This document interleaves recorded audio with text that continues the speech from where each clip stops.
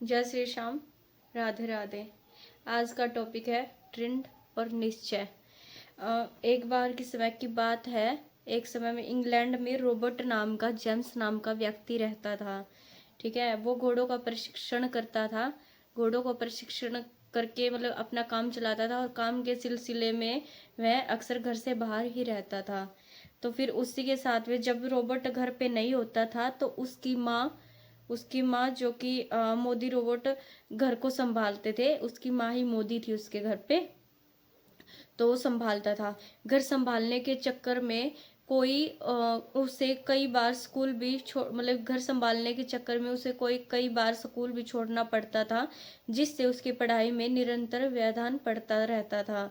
एक बार की बात है, उसके टीचर ने कक्षा में सभी बच्चों को कहा कि तुम बड़े होकर क्या बनना चाहते हो, या फिर तुम्हारे लेख वास्तविक होनी चाहिए, मतलब तुम्हारे क्या सपने हैं उस पर एक लेख लिखो।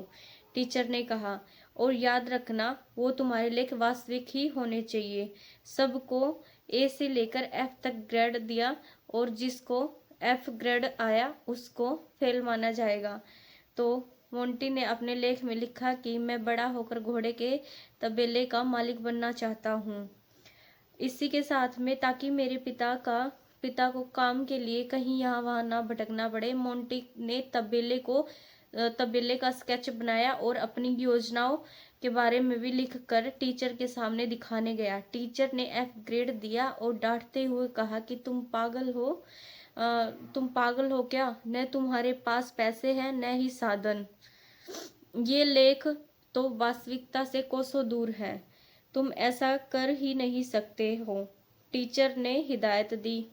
हिदायत देते हुए बच्चे का कॉन्फिडेंस बिल्कुल लूज कर दिया। तुम्हें अपना ग्रेड सुधारना है तो कल दूसरा लेख लिख कर लाना। मोंटी काफी दुखी मन से सारी बातें अपने पिता को बताता है। पूछा कि मुझे क्या करना चाहिए। पिता ने कहा कि तुम जो बनना चाहते हो वही काम करो। तुम जो चाहो बन सकते हो। अगर तुमने अपने दिमाग में जो ठान चुके हो वही तुम्हारे दिमाग में आगे पॉजिटिव आकर रहेगा।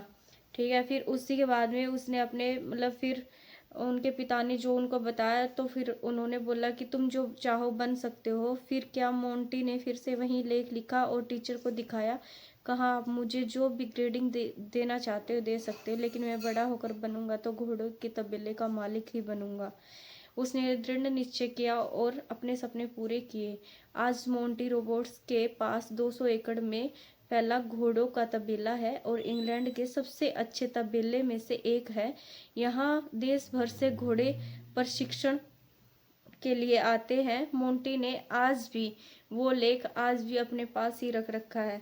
तो इससे हमें यही सीख मिलती है कि जो भी है अपना दृढ़ है निश्चय, जो भी हमने सोच रखा है हमें उसी पे काम करना चाहिए, उसी पे फोकस करना चाहिए।